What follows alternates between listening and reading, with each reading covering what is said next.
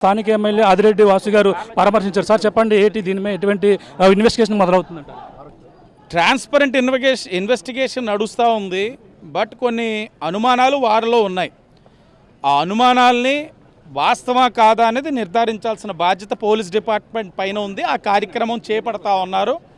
ఒకటి ఎమోషనల్గా ఉన్నారు, ఒకటి బాగా మంచి వ్యక్తి. అలాంటి వ్యక్తి ఇలా జరగడం అన్నది మింగుడు పడట్లేదు ఎవరికి కూడా. అందులో క్రైస్తవుల పైన సోషల్ మీడియా ప్లాట్ఫామ్గా కూడా కొంతమంది ఈ మధ్యన విమర్శలు ఎక్కువ చేస్తున్నారని కూడా వాపోతూ ఉన్నారు. ఈ మధ్యన ధవళేశ్వరంలో కూడా జరిగింది. దానిపైన ఎఫ్ఐఆర్ వేశారు ఒక ఆయన మీద కూడా. అంటే ఎవరైనా సరే ఇది స్వతంత్ర భారతదేశం. ప్రతి ఒక్కరు కూడా వారి మతాన్ని వాళ్ళు గౌరవించుకుంటూ ఎదుటివారి మతాన్ని కూడా గౌరవించే స్థాయిలో ఉండాలి. అంతేగాని నీ మతమే గొప్పది, ఎదుటివాడి మతాన్ని విమర్శించాలన్న స్థాయిలోకి వెళ్ళడం వల్ల ఈ ఇబ్బందికర పరిస్థితులు వస్తూ ఉన్నాయి. అలాంటి మతాల మధ్యన విద్వేషాలు పట్టే వ్యక్తులపైన కూడా కఠినమైన చర్యలు తీసుకోవాలని కూడా ఎస్పీ గారికి చెప్పడం జరిగింది. ఏదేమైనా కుటుంబానికి న్యాయం జరగాలి. ఏదైతే ఇంత ఎమోషనల్గా ఫీల్ అవుతా ఉన్నారు అందరూ కూడా ఏంటంటే వాళ్ళు పనులు మానుకొని ఖాళీగా ఇలా ఉండడానికి ఎవరు ఇష్టపడరు కదా, పనులు మానుకొని ఇంతమంది వచ్చారని అంటే అదొక ఎమోషన్ ఉంది, బాధ అనేది ఉంది. తప్పకుండా ఆ బాధను ప్రభుత్వం గుర్తిస్తూ ఉంది, గ్రహించారు. ఎస్పీ గారు కూడా చాలా ట్రాన్స్పరెంట్ ఇన్వెస్టిగేషన్ పెట్టారు. ఎస్పీ గారు కూడా కొవ్వూరు డిఎస్పీ గారిని ఆఫీసర్ కింద వేశారు.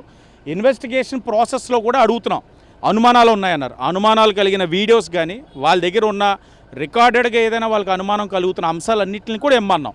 దాని కోణంలో కూడా ఇన్వెస్టిగేట్ చేసి ఒకవైపు కాదనుకుంటున్నారు, ఒకవైపు అనుమానాలు ఉన్నాయి. ఏదేమైనా ఇన్వెస్టిగేషన్లోనూ ఆన్ పేపర్ ఏది ఉన్నా లేకపోతే మనకి నిర్ధారించడానికి ఏ అవకాశం ఉన్నా తప్పకుండా దానికి కారణమైన వారు ఒకవేళ వాళ్ళు ఆలోచిస్తుంది అయితే మాత్రం కారణమైన వాళ్ళ పైన మాత్రం కఠినమైన చర్యలు ఉంటాయి. అంటే నిన్న నుంచి కూడా జరుగుతుంది. ఇప్పుడు వరకు ఎంతవరకు పురోగతి ఉందని ఎస్పీ గారు చెప్పడం జరుగుతుంది? ఎస్పీ గారు అయితే నిన్న వరకు ఒక ఆలోచనతో ఉన్నారు. కానీ వీళ్ళు డేటా ఇస్తూ ఉన్నారు సోషల్ మీడియా ప్లాట్ఫామ్లోని. కొంతమంది ఇది యాక్సిడెంటా లేకపోతే ఎవరైనా చంపివేయబడ్డారా అని పెట్టి పోస్ట్ తీసేశారని ఇందాక పెద్దలు పాస్టర్ గారు ఒకరు చెప్తా ఉన్నారు. కాబట్టి వీటన్నిటిని కూడా కన్సిడర్ చేయాలి. ఏకపక్షంగా మన కళ్ళతో చూసిందే కాదు, ఇన్వెస్టిగేట్ చేయాలి. తరోగా ఇన్వెస్టిగేట్ చేసి వారి కూడా కొన్ని వాళ్ళకి కొన్ని అభిప్రాయాలు ఉన్నాయి, అభిప్రాయాలను కూడా గౌరవించాలి.